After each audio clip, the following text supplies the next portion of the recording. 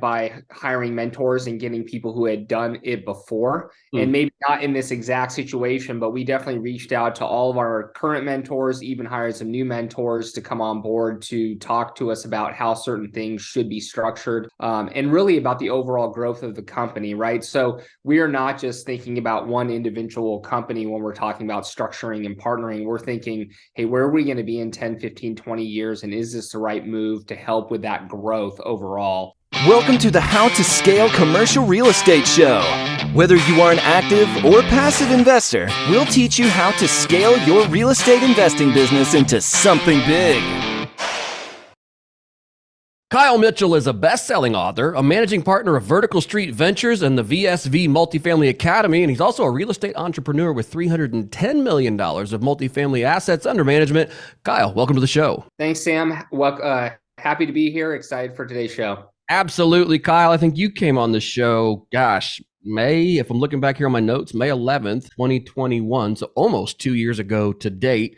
Not quite. I guess maybe we're a couple months short of that. But still, a lot has happened here in the last 2 years. I'm excited to have you on today. There are 3 questions, though, I ask every guest who comes on the show. Where did you start? Where are you now? How did you get there? And the caveat is you got to tell me in 90 seconds or less. Oh, man. All right. Well, where did I start in the golf business? I grew up playing golf, and I played golf all my life. And I started in the golf business working for 21 years in the management and operations side. And then I got burnt out on it. So I started looking for different things to do. And I literally Googled real estate investing and found an apartment investing online course for $1,000. 3 weeks later, I was hooked. 10 months after that, I left my full-time job to pursue multifamily full-time before I got our first deal under contract. And now I found great partners that we work with, and we're scaling right now. We're multifamily investors, value add in Arizona. And we also have an academy that educates other people on how we get started. Man, that's cool. I love the courage there. And maybe we talked about this a little bit, but just in case our listeners haven't heard your first episode, what do you feel like really gave you that courage or that confidence to step out and quit your job even before you had your first deal under contract? Yeah, I always reference Tim Ferriss, who's the author of the 4-Hour Workweek. He's also got a great podcast, and he has in that book a fear setting exercise. And you don't have to buy the book to get it. You can just type in fear setting exercise online. But I went through that exercise, and what I figured out is that I was already in my worst nightmare. Basically, you go through steps and phases of what's the worst that can happen if you do this? Then what's the worst that can happen if that happens? And when it came back down to it, the worst thing that could happen was I would have to get another job in the golf business. And as soon as I figured out that piece, I was gone within 3 months. And so that's what really helped me make the leap. Man, that is really, really cool. I love that. I'm gonna have to look that up. I've not had anyone reference that fear setting exercise, and it sounded like that was pretty powerful there for you. Vertical Street Ventures today, you guys have, I think you mentioned 4 different companies. You guys are scaling rapidly. Tell me a little bit about what you guys, I know you mentioned there briefly, you guys are doing value add, multifamily, I think in the Arizona markets. But tell me about your 4 companies, what they do, and how you guys are scaling those. Yeah, sure. So right now, our main core bread and butter is multifamily investments. We do some ground up development as well, but all multifamily in Phoenix and Tucson. And that's where I reside. I'm boots on the ground for our company. And then we also have an educational platform that educates other people on how to get started. And our difference maker there is we partner with our students in the Arizona markets to get them started. So we'll partner on smaller buildings that we get sent our ways, 20 to 50 units, which is great for a first timer, but a little bit too small for just us. So that's the other piece. We also have a in-house construction team, so VSV Construction, that helps us with our interior and exterior renovations, kind of managing the schedules, the budgets, and all that comes with construction. And then our 4th company is Vertical Street CPA. And our difference maker there is we have a strong focus on real estate tax returns and on the CPA side. That's a lot of very different businesses. I mean, CPA to construction side of things. How have you effectively found a way to manage those? And I guess without just creating another job for yourself? Yeah, good question. I think creating another job for ourselves right now, we're definitely in the business more than we want to be, and we're working on getting out of the business so we can focus more high-level visionary stuff. But it really comes down to partnering with the right people. And so it's not like I'm in charge of the CPA firm, but we've partnered with a very strong CPA who we believe in, who we've had a strong relationship with for 3 or 4 years now. And he's come aboard and he's our partner now, and he heads up that division. We've also brought in a strong general contractor to head up our construction division. And same thing goes with our ground up development that we're doing now as well. We have a partner who's been building for 30 years. And so he's the experience side on the building part. So we don't go into these things without the experience piece, which is really finding the right partners to partner with. How does that conversation, I guess, even begin? So you have a CPA, you've worked with them for a while, you see what they're capable of, you like them. What's the next step? Like, I guess as you're thinking through this process, it sounds like one day somebody just woke up and said, man, we should really just bring this in-house and offer this service to other people. But how does that process kind of evolve? Yeah, so I actually have to give the credit to my partner, Steve, on that one. He really is a connector and he's also a visionary. And so he's really good at building relationships and just having these conversations. And through those conversations, you find out a lot about people. And so, it's just a conversation with our CPA at the time and what he's looking to do long term and what we're looking to do long term. And there were some synergies there. So little by little, we just had those conversations and then, decided to make the leap together. So and this didn't happen overnight, right? We've been using Kiyoshi for 3 or 4 years, and then it slowly developed into that. But I would say, based on all of our companies, we're an opportunistic firm that is always looking to create more value for our clients and our customers and our residents. And so that was one thing that, a lot of people are very interested in finding the right CPA or learning more about certain taxes, but they're not going to read the tax law themselves. So we just found a gap in the market there where you really do need a real estate focused CPA if you're investing in real estate, because the tax law changes every single year. If you don't have someone that's on top of that, you're going to be losing a lot of money or not taking advantage of the opportunities that the tax code is actually written for. So that's how that came about. That's really, really cool. And so now you guys not only obviously use that, your CPA firm for your own in-house stuff, but then you offer that service then to other real estate investors and firms. Yep, exactly. And we're not strictly real estate only. We do have clients outside of real estate, but we do focus on real estate. And so obviously anyone in our academy also uses it. And, really anyone in the real estate industry can use it as well. What's an effective way when having, and I know you said Stephen Louie handled, probably the bigger part of this, but what's an effective way as you're thinking through how to structure a partnership like that? Like, I'm sure there was a lot of discussion over like, hey, who takes what? How do they take it? What if? I mean, there's a lot of unknowns and a lot of just probably questions that come down to, how you even structure the finances side of it. So yep. Where does that conversation begin? Yeah, I think for us, it began by hiring mentors and getting people who had done it before, and maybe not in this exact situation, but we definitely reached out to all of our current mentors, even hired some new mentors to come on board to talk to us about how certain things should be structured, and really about the overall growth of the company, right? So we are not just thinking about one individual company when we're talking about structuring and partnering. We're thinking, hey, where are we going to be in 10, 15, 20 years? And is this the right move to help with that growth overall? So it was a lot of in-house discussions, but also meetings with our mentors to make sure everyone was on the same page. And it's got to be a win-win, right? It can't be one-sided at all. And I think every party going into it has to have an open mind and understand what the bigger vision is and what the power of a team can really do.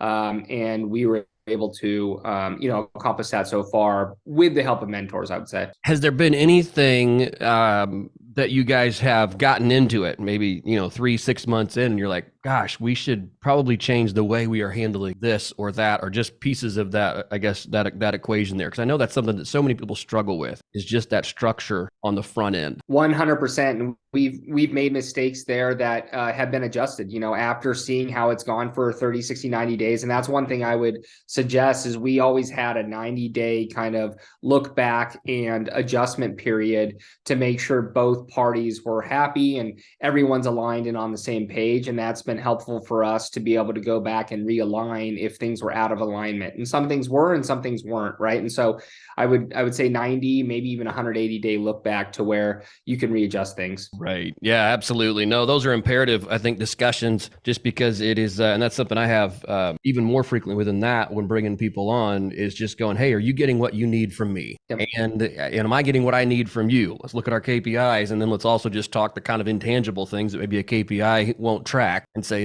are we on the same page? Are we heading in the right direction? Is there area we need to clear here? So that's really, really cool. You guys are growing like wildfire. I know you said you have $310 million in assets under management. You're focused strictly in the multifamily market. There's been a lot of, I'm not going to call it turmoil, but of course, a lot of probably people scratching their heads going, gosh, what's going on?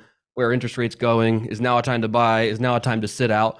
Where are you guys in the game right now? Yep. So I would say just as of the last week or so, we're pencils up again, meaning we're underwriting deals.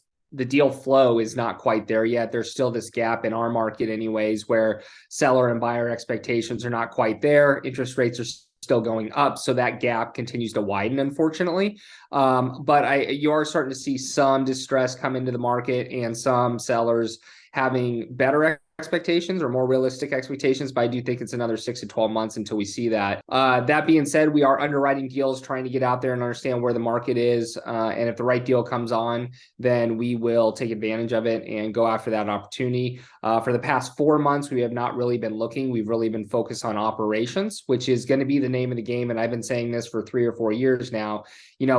Multifamily is basically going back to where it should be. It's normalizing. It was absolutely on fire for the last 5 or 6 years. And that was not, standard operating procedures by any means. That was an anomaly in my opinion. And so will cap rates come back down? Yes, I do think so, but not like they once were. I don't think interest rates will either. And so, we're operating multifamily as if it should always be, 5-year holds, which were 18-month holds because the market was so hot. So we're really focused on operations, making sure everything is streamlined there, and we're on top of just driving NOI and also making sure we're putting our capital back in the properties to make it a better place for our residents to stay as well. Do you feel like there has been a change in your exit assumptions? Or I know you said 5 years is a typical hold period, but how are you at this point underwriting your exit assumptions given at least the interest rate volatility, not to mention the broader market volatility? Yeah, I don't know if it's just exit assumptions. It's more actually during the hold period assumptions that have been changing. Exit assumptions are going to be interesting over the next 12 months because with distress will come higher cap rates. So the question is your reversion cap rate going to be higher? If your assumption is the market's going to come back and get stronger, it might be lower, right? So I think that's going to vary. But one thing we are doing is making sure our rent assumptions are dialed in. We're not doing much rent growth in the first couple of years, if any. We're raising more capital for reserves. Obviously, on the finance side is really where deals are going to happen or not happen. And so we're really building strong relationships with our current lending partners and trying to find more just to make sure we're putting the right debt on these properties. But absolutely all assumptions going into the deal and during the hold periods have changed based on the market. What do you see as favorable debt right now? Favorable would be on the high end, high 60s leverage probably, but we're seeing 60 to 65% loan to value, agency debt, and that's fixed in the, this changed weekly, but in the high fives right now is kind of where they're sitting. But there's some options out there where you can be creative and, some people are still doing bridge debt or floating rate debt where they're buying down the rate, which definitely helps with your immediate cash flow. So there's several options out there. You just have to be creative and you have to understand the finance market in order to make deals happen. Yeah, you sure do, and it's a like you said, it's probably a changing on a weekly basis game as to who's lending, and like you said, finding more lenders out there to work with because you never know when one lender might just turn their taps off for reasons we can't possibly comprehend, no matter how strong of a borrower you might be. So that's really, really interesting. Thanks for taking the time. Oh, and last question for you on that. Where are you guys finding the most opportunity? And I don't want to use opportunity, but the most security for you and your investors inside of the multifamily market? Is there a particular class you're focusing on? Is there a particular strategy you're working on?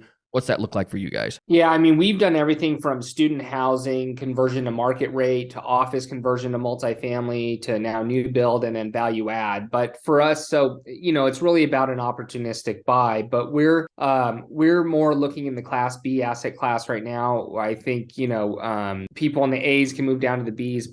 The C's can move up to the B's. And we are looking more for newer product as well. So we have shifted our buying criteria, which used to be kind of 70s and 80s product to now late 80s and newer. And that's really just dealing with deferred maintenance. You can make your investors money in any asset class, any industry, any market in the world. You just have to know the game that you're playing, is what I say. And so we're just shifting based on the experiences that we've had. Not to say that you can't, profit from those that we're moving away from, but having newer properties makes it for, I would say, less, lower risk. So I think risk adjusted returns is something that's coming more back into fashion now, where, a year ago, there were no risk adjusted returns across the asset classes A, B, and C because the cap rates are so compressed together. So now you're seeing that. And so we're taking that into consideration and moving into the newer products. Got it. I absolutely love that. Let's talk about some pain points that you guys maybe have experienced and or are experiencing as you scale. What are some of those, and then how are you solving those? Yeah, pain points as we scale is really building out systems and processes. I think when you start out as a company, you're basically, a one-person show or just the partners, and it's very easy to take what you're in charge of and do things your way. And so do the other partners. But when you start hiring people on, you need to have systems and processes so that when people move on, or they're on vacation, or they're sick, or they get promoted within the company, that position doesn't need to be recreated again. And so, we've scaled from 0 to 19 employees pretty quickly over the last 12 to 18 months. And we've learned that we probably should have gone back and built the systems and processes when it was just the 4 partners. Now, who does that? I don't know. But if you do, or you have the opportunity to, I would suggest doing that. That would be my one piece of advice, because as you grow and get bigger, it becomes more and more difficult to add systems and processes because there's so many lines of communication when you go from 5 to 10 to 15 team members. And so that's one of the pain points we're dealing with. But the exciting thing is that we're implementing those systems and processes now.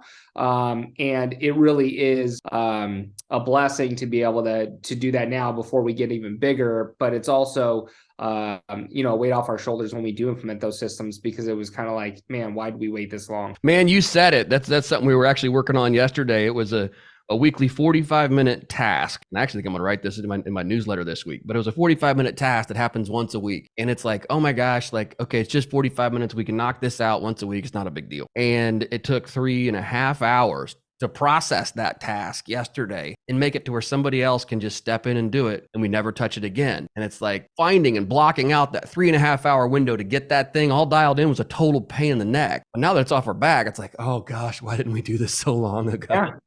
But it's that very thing where it's like you just have to buckle down and get it done. So absolutely love it. Kyle, thank you for coming back on the show today. It's great to hear where you guys have gone here in the last 2 years, where you've gone, the amount of growth you guys have had.